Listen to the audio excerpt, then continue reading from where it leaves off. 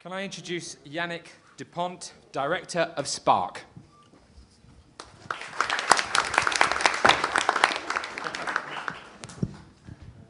Thank you, Jeremy. Thank you. Well, first of all, thanks a lot for inviting me here. It's an indeed very exciting event. I think it's a brilliant event.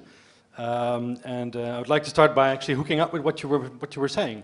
I think that student movements are indeed the core of any major social movement and revolution that we've seen in the last 4 or 5 decades. So I think it really makes sense to tap into student potential, and we'll do anything we can to support you in your campaign.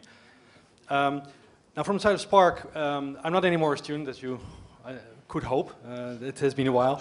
But we are a non-profit organization working in 12 conflict states, places like Afghanistan, Libya, soon in Syria, supporting universities and student movements in democratic reform, in building up these countries and coming out of conflict.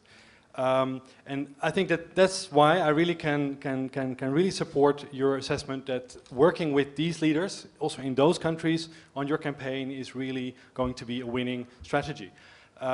Maybe just to give 2 examples of the last month. I just came back from Benghazi, from the university there in Libya.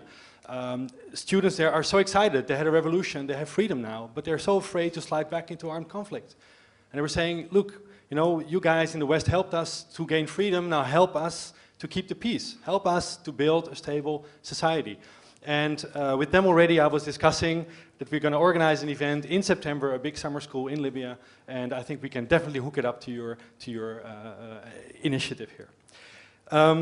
Now, basically, what we'll be trying to offer is open up our network of university leaders, of student movements across the new Arab revolution states, places like Yemen, we have a team out there, Egypt, Tunisia, all these locations, and try to involve students and student movements in your campaign on the 21st of September.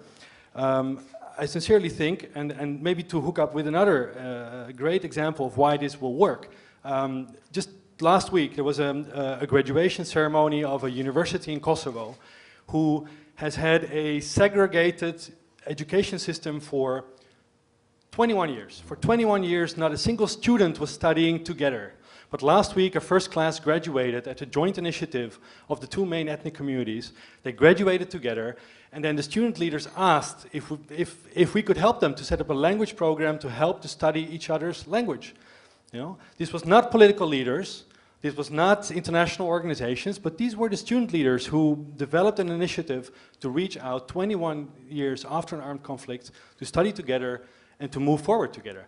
So I think really, and I will leave it with that, I completely deviated from my statement, but I just wanted to make some points on what I've seen in the last weeks, why your campaign is going to work, and why we are going to do everything we can to get these students behind your initiative and to fight for your cause. Thank you very much. Yannick.